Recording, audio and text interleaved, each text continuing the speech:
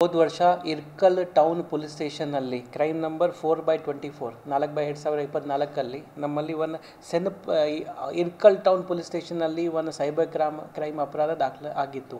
ಅದನ್ನು ನಾವು ಏನು ಫೋಕಸ್ ಆಗಿ ಇನ್ವೆಸ್ಟಿಗೇಷನ್ ಆಗಬೇಕು, ಅದಕ್ಕೆ ನಾವು ಸೆನ್ ಸ್ಟೇಷನ್ಗೆ ಟ್ರಾನ್ಸ್ಫರ್ ಮಾಡಿದ್ದೀವಿ. ಆ ಕೇಸಲ್ಲಿ ನಿನ್ನೆ ಸೆನ್ ಸ್ಟೇಷನ್ ಅವರು ಒಬ್ಬರು ನೈಜೀರಿಯನ್ ನ್ಯಾಷನಲ್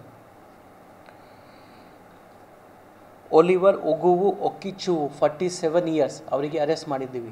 ಆ ಅರೆಸ್ಟ್ ಮಾಡುವಾಗ ಅವರ ಕಡೆಯಿಂದ 4 ಲ್ಯಾಪ್ಟಾಪ್, 2 ಮೊಬೈಲ್ ಮತ್ತು ಕೆಲವು ದಾಖಲಾತಿ ಸಿಕ್ಕಿದೆ. ಈ ಕೇಸಲ್ಲಿ ನಾನು ಅವರೊಂದು ಯಾವ ರೀತಿ ಅಫೆನ್ಸ್ ಮಾಡ್ತಾಯಿದ್ರು ಅದ್ರ ಬಗ್ಗೆ ಹೇಳೋದು ಇದ್ದರೆ, ಅವರು ಇದು ಮ್ಯಾಟ್ರಿಮೋನಿಯಲ್ ಪ್ರೊಫೈಲಲ್ಲಿ ಕೆಲವು ಜನ ಅವರು ಪ್ರೊಫೈಲ್ ಅಪ್ಲೋಡ್ ಮಾಡ್ತಾರೆ. ಆ ಮ್ಯಾಟ್ರಿಮೋನಿಯಲ್ ಪ್ರೊಫೈಲ್ ಕಡೆಯಿಂದ ಆ ವಿಕ್ಟಿಮ್ಸ್ದು, ಆ ಲೇಡೀಸ್ ಇರಲಿ ಅಥವಾ ಬೇರೆ ಫ್ಯಾಮಿಲಿ ಮೆಂಬರ್ಸ್ ಇರಲಿ, ಅವ್ರದ್ದು ಫೋನ್ ನಂಬರ್ ತೊಗೊಂಡು ಅವರಿಗೆ ಮಾತುಕತೆ ಸ್ಟಾರ್ಟ್ ಮಾಡ್ತಾರೆ. ಮಾತುಕತೆ ಸ್ಟಾರ್ಟ್ ಆದಮೇಲೆ ನಾನು ಕೂಡ ಮ್ಯಾಟ್ರಿಮೋನಿಯಲ್ ಅಂತ ಏನಿದೆ ಪ್ರಾಸ್ಪೆಕ್ಟಿವ್ ಹುಡುಕ್ತಾ ಇದ್ದೀನಿ. ಅವರಿಗೆ ನಂಬಿಸಿ ಸ್ವಲ್ಪ ಟೈಮ್ ಮೇಲೆ ವಿಶ್ವಾಸ ಆದಮೇಲೆ ನಾನೀಗ ಇಂಡಿಯಾಗೆ ಬರ್ತಾ ಇದ್ದೀನಿ. ಇಂಡಿಯಾಗೆ ಅವರು ಎಲ್ಲ ಫೋಟೋ ಹಾಕ್ತಾರೆ, ಫ್ಲೈಟಲ್ಲಿ ಈಗ ಟಿಕೆಟ್ದು ಫೋಟೋ ಹಾಕ್ತಾರೆ, ಫ್ಲೈಟಲ್ಲಿ ಬೋರ್ಡಿಂಗ್ ಆಗುವಾಗ ಫೋಟೋ ಹಾಕ್ತಾರೆ. ಅದೇ ನಂತರ 24 ಅವರ್ಸ್ ನಂತರ 36 ಅವರ್ ನಂತರ ಈಗ ನಾನು ಏರ್ಪೋರ್ಟ್ಗೆ ಬಂದಿದ್ದೀನಿ. ಬಟ್ ಏನಾಗ್ತಾಯಿದೆ, ಈಗ ನನಗೆ ಕಸ್ಟಮ್ಸ್ ಅವರು ಹಿಡಿದಿದ್ದಾರೆ.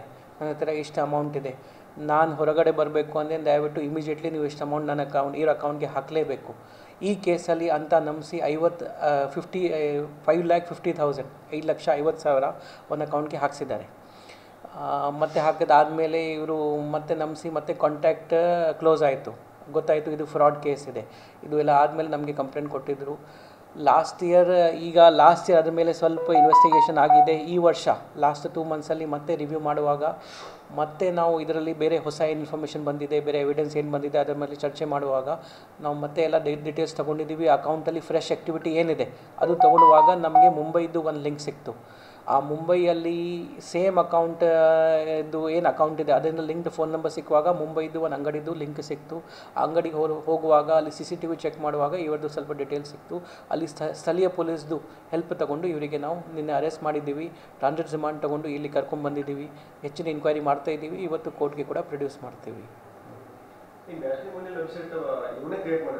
ಇಲ್ಲ, ಅಫಿಷಿಯಲ್ ಮ್ಯಾಟ್ರಿಮೋನಿಯಲ್ ವೆಬ್ಸೈಟ್ ಇರುತ್ತೆ. ಫಾರ್ ಎಕ್ಸಾಂಪಲ್ ಯಾವುದು ಕಂಪ್ನಿ ಇದೆ, ಅದರಲ್ಲಿ ನನ್ನ ಡೀಟೇಲ್ ನೀವು ಹುಡುಕ್ಬೋದು. ನೀವು ಕೂಡ ನಿಮ್ಮ ಪ್ರೊಫೈಲ್ ಕ್ರಿಯೇಟ್ ಮಾಡ್ಬೋದು. ಅದೇ ಮ್ಯಾಟ್ರಿಮೋನಿಯಲ್ ವೆಬ್ಸೈಟ್ ಮೇಲೆ ಇವರು ಫೇಕ್ ಪ್ರೊಫೈಲ್ ಕ್ರಿಯೇಟ್ ಮಾಡ್ತಾರೆ. ಈ ಒಂದು ಫೇಕ್ ಪ್ರೊಫೈಲ್ ಕ್ರಿಯೇಟ್ ಮಾಡಿ ವಿಕ್ಟಿಮ್ಸ್ ಯಾರು ಇರ್ತಾರೆ ಅವ್ರದ್ದು ಡೀಟೇಲ್ ಆ ಮ್ಯಾಟ್ರಿಮೋನಿಯಲ್ ಪ್ರೊಫೈಲ್ ಕಡೆಯಿಂದ ಇವರು ತಗೋತಾ ಇದ್ರು. ಮತ್ತೆ ಕಾಂಟ್ಯಾಕ್ಟ್ ಮಾಡಿ ಅವ್ರ ಕಡೆಯಿಂದ ಮತ್ತೆ ನೆಕ್ಸ್ಟ್ ಅವ್ರದ್ದು ನಂಬರ್ ತೊಗೊಂಡು ವಾಟ್ಸಪ್ ಮೇಲೆ ಕಾಂಟ್ಯಾಕ್ಟ್ ಮಾಡಿ ಎಲ್ಲ ಫ್ರಾಡ್ ವಾಟ್ಸಪ್ ಮೇಲೆ ಮಾಡ್ತಾರೆ. ಬೇರೆ ಅವ್ರದ್ದು ಸತ್ಯ ಅಮಿತ್ ಅಂತ ಒಂದು ಹೆಸರು ಹೇಳಿಬಿಟ್ಟು ಅದನ್ನು ಬೇರೆ ಫೋಟೋ ಹಾಕಿದ್ದಾನೆ.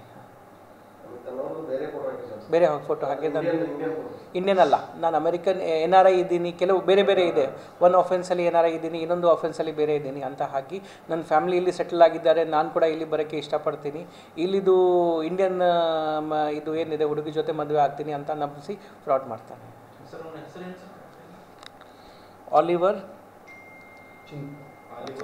ಆಲಿವರ್ ಉಗುವು ಒಕಿಚುಕು. ನಾನು ಹಾಕ್ತೀನಿ, ಪ್ರೆಸ್ ನೋಟಲ್ಲಿ ಹಾಕ್ತೀನಿ ನಿಮಗೆ ಎಕ್ಸ್ಪ್ರೆಸ್. ಹಾಂ, UGW ಉಗುವು. OKECHUKW ಒಕಿಚುಕು. 47 years. 47 years. Nigerian.